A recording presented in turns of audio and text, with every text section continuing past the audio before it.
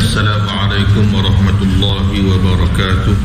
Saya masa di Masjid Azlan nak renovate tandas lelaki. Saya bagi guideline, pintu mesti kita buka tangan kanan tolak, barulah kaki kiri kita masuk. Baru kaki kiri kita masuk. Tolong betulkan benda tu. Saya kata dekat kontrak. Tuan-tuan tak percaya, pergi tengok Masjid Azlan, tandas laki-laki. Ya, tandas laki-laki. Begitu juga paip air tu, kepala paip. Tangan kanan kita nak buka, tangan kanan kita nak pegang salur paip, maka tangan kiri akan basuh yang kotor-kotor ini. Ini asas, tuan-tuan, ya. Demikian juga memotong kuku misalnya adalah membersihkan tangan, maka itu termasuk kemuliaan. Dah potong kuku, basuhlah tangan, bersihlah tangan. Setiap jari kita tu kita bersihkan, jangan biar gitu je, ya. Oleh kerana itu kamu mesti memulakannya dengan yang paling mulia dan utama. Paling mulia dan paling utama. Allah nak tengok mana dia amalan kita yang paling baik. Nak tengok amalan kita yang paling baik. Paling baik yang bagaimana? Yang mengikut sunnah Nabi SAW. Mungkin sahaja akalmu tidak mampu memikirkan sendiri mengenai urutan dalam masalah itu dan cara memulakannya. Kadang-kadang kita tak boleh fikir macam mana kita nak mula kat mana. Oleh kerana itu ikutlah sunnah dan mulalah dengan telunjuk kanan. Telunjuk kanan kita. Cara kita nak motong kuku, sebab tangan yang lebih mulia daripada kaki, kanan lebih mulia daripada kiri. Antara kaki dengan tangan, yang mana kita nak mulia dulu? Muliakan tangan kanan, muliakan yang tangan daripada kaki. Antara kanan dengan kiri, yang mana dulu kita nak mula? Kita mulakan di sebelah tangan kanan. Ambil jari telunjuk. Sementara telunjuk, mana cerita telunjuk pula, jari telunjuk yang digunakan untuk berisyarat ketika pengucapan kalimah tauhid lebih mulia daripada semua jari. Maknanya bukan mula jari ibu, kena mula jari telunjuk. Sebab jari telunjuk ni mulianya waktu kita tasyahud, waktu kita tahiyat. At-tahiyatul mubarakatus salawatut tayyibatu lillah. Itu mula kita tahiyat. Waktu bila jari kita angkat, asyhadu an la ilaha illallah wa asyhadu anna muhammadar rasulullah. Jadi yang mana yang kita angkat? Jari telunjuk kita. Sudah tentu dia lebih mulia daripada jari-jari yang lain. Yang kita nak jadi ni, jadi orang yang mulia. Dalam surah Al-Alaq ayat 3, Iqra wa rabbukal akram. Bacalah dan Tuhanmu maha mulia. Allah Ta'ala bagi mulia. Allah Ta'ala mulia ni sebab apa? Dengan apa Allah Ta'ala mulia ni? Sebab apa Allah Ta'ala itu dia kata diri dia mulia? Zatnya puji, diri dia paling mulia daripada semua. Akram, tafdil, datangkan dalam bentuk tafdil. Paling mulia, maha mulia. Sebab apa Allah Ta'ala mulia? Dia bagi rezeki pada manusia yang tidak menyembahnya. Manusia yang tak sembah Allah Ta'ala, yang syirikkan Allah Ta'ala bagi rezeki. Kita mulia tak? Tak boleh kita nak ikut mulia macam Tuhan ni. Anak kita tak dengar cakap kita, ada 5 orang yang paling dengar, yang kita muliakan dia. Yang paling dengar kita bagi macam-macam kat dia. Yang tak dengar kita buat tak tahu je. Itu kita. Tapi kalau ibu bapa yang mulia, anaknya sama rata adil dia bagi. Contoh yang dirahmati Allah Ta'ala.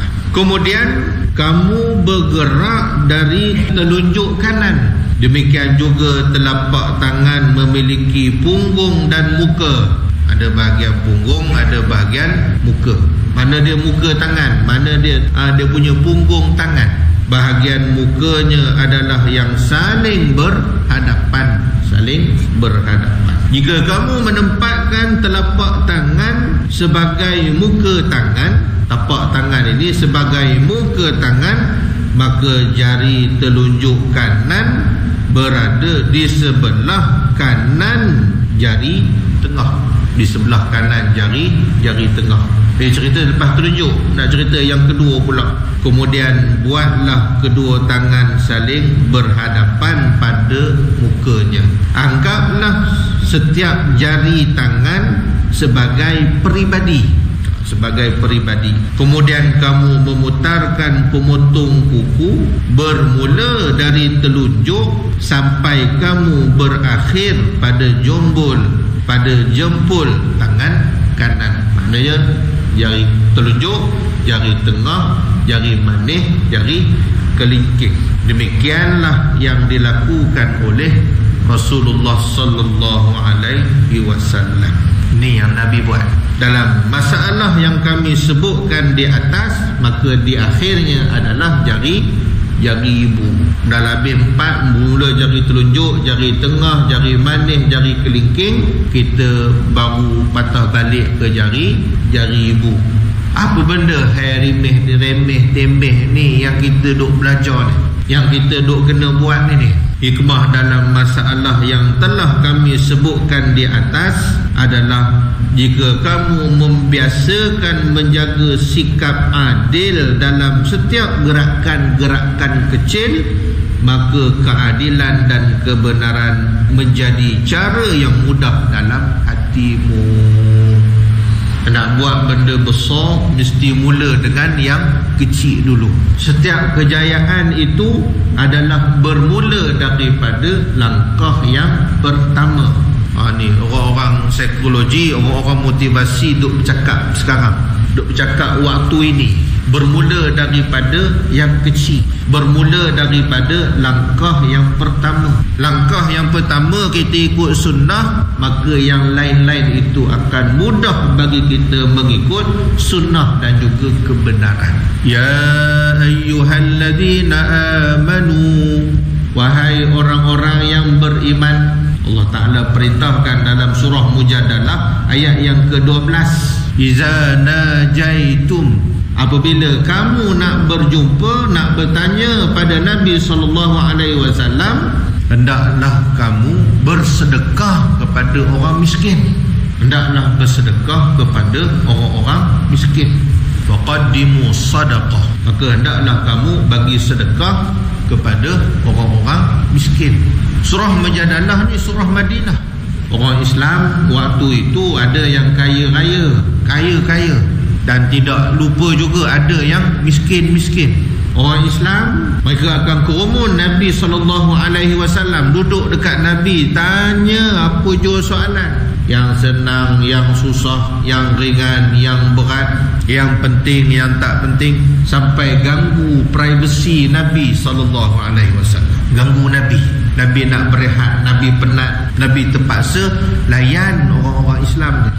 Maka datang ayat 12 surah Mujadalah ini untuk apa? Untuk menapis filter. Menapis apa? Menapis mana dia orang Islam, mana dia orang munafik. Orang munafik ni dia tak suka bagi duit, dia tak suka infak, dia tak suka bersedekah. Kerana dalam perkataan munafik ada root word kata asal dia, kata akar dia nafaqah. Daripada nafaqah lah juga terbitnya perkataan infak. Jadi munafik dalam tu ada nafaqah, dalam infak pun ada perkataan, ada huruf nun fa qaf, nafaq. Tuan yang dirahmati Allah Ta'ala, rupa-rupanya kerana apa Allah Ta'ala gunakan perkataan infak daripada nun fa qaf? Kenapa Allah Ta'ala gunakan munafik? Dalam munafik itu ada juga huruf nun fa qaf, nafaqah. Infak ini apa? Kita sembunyikan tangan kita, kita berinfak. Infak ini apa? Infak ini adalah terowong. Dulu kita nak pergi Kuala, nak kena lalu Sungai Siput, ya? Nak lalu Sungai Siput, barulah ikut jalan lama, lalu Cepor, lalu Cemor, lalu Sungai Siput, lalu Lentang, masuk jabatan, baru kita lepas Kuala nak pergi Ngala ke utara. Buat highway terpaksa tebuk bukit, buat terowong sebagai jalan pintas. Orang berinfak Dia masuk dalam terowong untuk apa? Untuk pintaskan masanya, untuk pintaskan umurnya, untuk pintaskan hartanya, supaya dapat masuk terus dalam syurga. Mathalul ladzina yunfiquna amwalahum fi sabilillahi kamathali habbatin anbatat sab'a sanabila fi kulli sumbulatin mi'atu habbah wallahu yudha'ifu liman yasha'. Setiap apa yang kita infakkan digandakan kepada 700 kali ganda. 700 kali ganda. Kita ada RM1, kita belanjakan RM1 tersebut, tak ada apa-apa penambahan. RM1 tetap RM1. Ada duit RM1, beli nasi lemak RM1, itulah yang kita dapat. Tapi bila kita infak, kita bersedekah, ada RM1 digandakan pada 700. Itu kita tengok bagaimana duit kita itu dilipat gandakan. Wallahu yudha'ifu liman yasha. Allah menggandakan apa yang dia kehendaki daripada infak sedekah tersebut.